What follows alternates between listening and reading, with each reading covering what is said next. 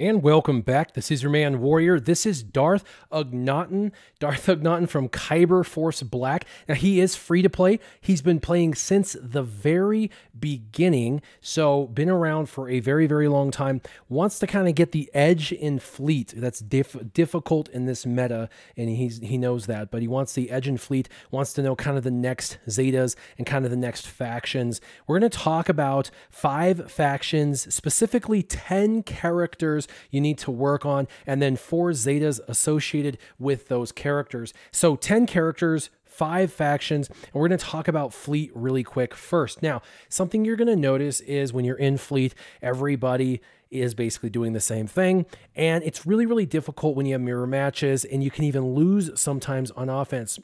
What you have to do is you have to get your bigs with all 5 gear and gear 12 plus pieces, as well as fully maxed out, and then take out the take the ship all the way up. The same thing is true with bigs. If you're going to use bigs in your starting lineup and you're not, but if you're going to, and you should want to, you got to take these guys all the way to gear 12 and then put on their gear 12 and gear 12 plus.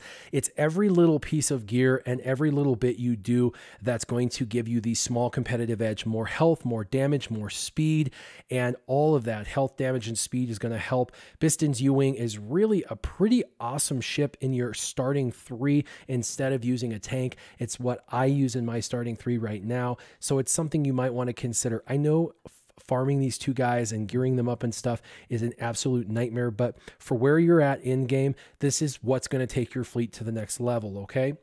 Now, this goes for all Rebel ships. Because you're in a Rebel meta using Home 1 and Akbar, Biggs, possibly Biston, Cassian is a reinforcement, Phantom is a reinforcement, Ghost is a reinforcement, possibly Wedge. You're going to have to really take this faction, just really hyper-focus on this faction and every single character, crew member, and ship, and make sure that you're maxing these crew members out and these ships out. This is going to be your fleet focus, is all of the Rebel ships. Just focus on them all, getting them leveled up, and you can go straight Rebels, and it's absolutely amazing. Now, it's still not going to help you from losing and dropping. That's going to happen no matter what, but I can tell you there's a difference between dropping out of the top 100 and dropping out of the top 30 when you have these things maxed out. So it's definitely one of those things you want to do. Now let's go right over to the factions we want to talk about and the characters that we want to talk about.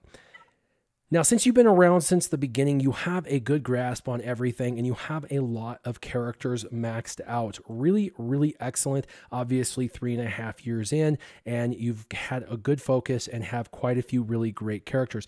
Now, the 5 factions I'm going to talk about and the 10 characters I'm going to talk about are in no particular order, so when you hear about these characters, you can prioritize them how you see fit. Now, every faction I talk about over the next few minutes is going to be important for territory battles, territory wars, Grand Arena 5 versus 5, Grand Arena 3 versus 3, helping out in territory wars with your teams, with or without bonuses. And so these are the characters that are going to take your factions to the next level. So with bounty hunters, 2 of them that I would highly recommend that you focus on, because the rest of your bounty hunters look pretty good, is Jango Fett and Embo. Not only do you want to get them to 7 stars, but you want to get them to a minimum gear 11. You could also Zeta Jango, not his lead, but his other. He has 2 Zetas, and his lead's fine, but I would just do his other one. And Jango Fett is one of those characters you could take him and Boba Fett in, and you can take out Nightsisters, you can take out lots of different teams, Empire, all whatnot, because they can target whoever they want, whenever they want, so you don't have to worry about the taunt. And once something dies, it dies. So you don't have to worry about things coming back to life, being revived, and so on and so forth.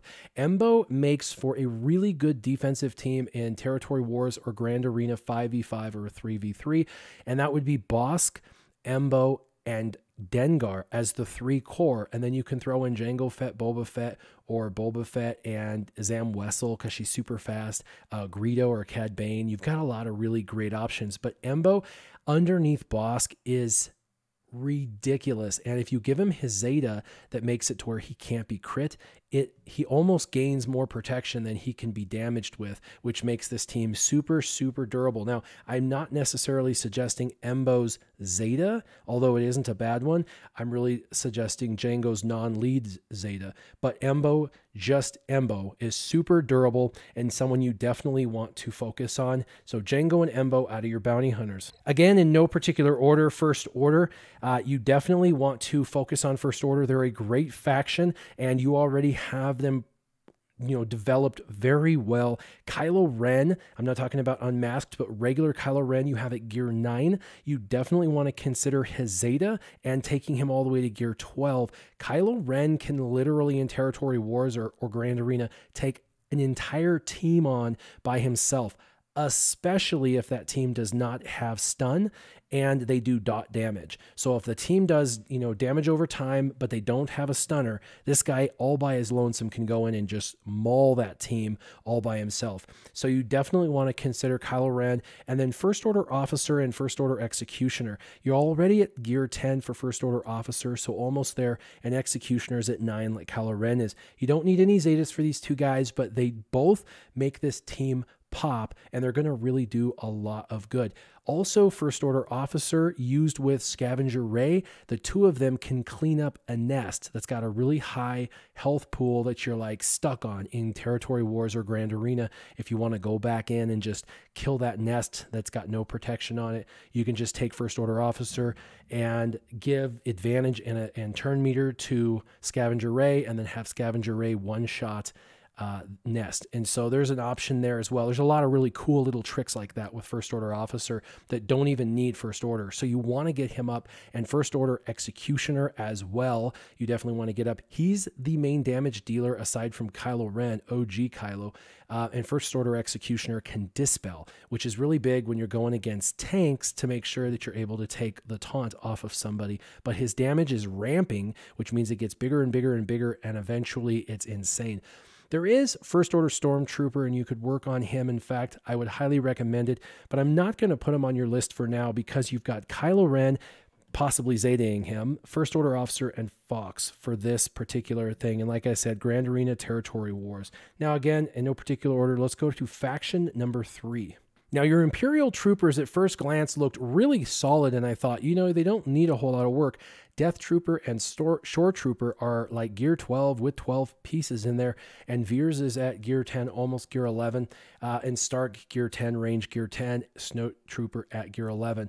And those top 6 are really the best 6 that you want to develop, but there's no Zetas you need for this team right now. You've got what you need, but Range Trooper and Stark and Veers, you definitely want to finish taking them up. Veers is 1 piece away, so basically you just need to get Colonel Stark and Range Trooper up to at least gear 11, if not gear 12. These guys are definitely worth all of the gear that you're going to invest in them, and they can take most teams out, provided the opposing teams don't apply days. You can get Stark really fast and get the turn meter train going really fast with these guys, but you definitely want to take them up. The gear they get at gear 10 and 11 and 12 really help with their durability and their speed.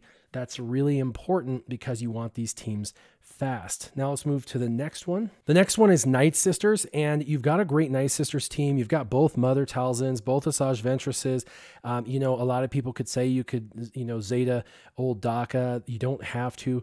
And I don't even highly suggest it unless you're going to make this a massive raid team. But otherwise, your guys look good. Zombie's great, 7-star, gear 11. So this is pretty good. But the one character that's underutilized by basically everybody is Nightsister Spirit. You've got her gear 7. You've got her gear 7, and you definitely want to take her higher. She's level 53, gear 7, 7 stars. She is an MVP, and in 3v3, I can take Asajj Ventress lead with Spirit and Daka can help with the revives, and Spirit and Ventress can do massive damage and take out most any team that I want. Spirit can really work with if they've got taunts, because she can take off the taunt and stun them, which then can allow you to focus on someone else. Daka's there for the revives and the heal. And so, but Spirit does a ton of damage when maxed. Spirit does some of the best damage on the entire Nightsister squad and is really hard to hit because of foresight. So unless it's a character that can hit through foresight, which most characters cannot, she's very dodgy. She really makes it hard for people to hit. And again, she does really true damage because of her armor penetration. So you definitely want to consider getting Spirit up. Now, the last faction, because we've talked about bounty hunters, First Order, Imperial Troopers, and Nightsisters, the last one is going to be Old Republic. Now, Old Republic for you looks pretty darn good. Jedi Knight Revan looks great. Jolie looks great. Bastila's, both of them look great. Zalbar's got a Zeta in Gear 10, so that's amazing. T3's one away from Gear 10, pretty awesome. But you have Mission and Karth both at 6 and 7 stars and Gear 8. Both of them are amazing. I'm sure they're on your development squad already, but if not, you definitely want to continue chewing on these individuals. Mission, you definitely want to put a Zeta on because Mission Zeta is actually better than Zalbar's Zeta, and she just increases the amount of damage output this team can do, regardless of who you're using as the lead.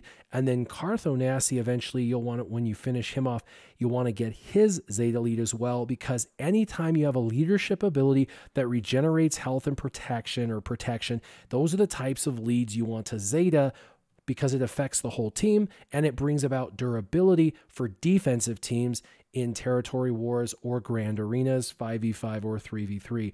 So with that, both Mission and Karth should get their Zetas, but Mission should get her Zeta first, and these guys are going to totally help. So you've got 4 Zetas I suggested: Mission, Karth, Jango Fett, and Kylo. And Kylo Ren's at Gear 9. He's as close to being done as any of these guys, because Jango's at Gear 8 and these guys are at Gear 8 as well. So probably finish off Kylo Ren, get his Zeta on him. Jango Fett, get his other Zeta on him, his non-lead Zeta. And then Mission, her Zeta, and Karth and his Zeta. If it was me, the very next Zeta would probably go to Mission, just because her damage output skyrockets and you're only one away from getting her Gear 9. So I would put, again, Jango Fett, Embo, Kylo Ren, First Order Officer, Fox, Range Trooper, Stark, Spirit, Mission, and Karth into your favorites and get them all to Gear 12.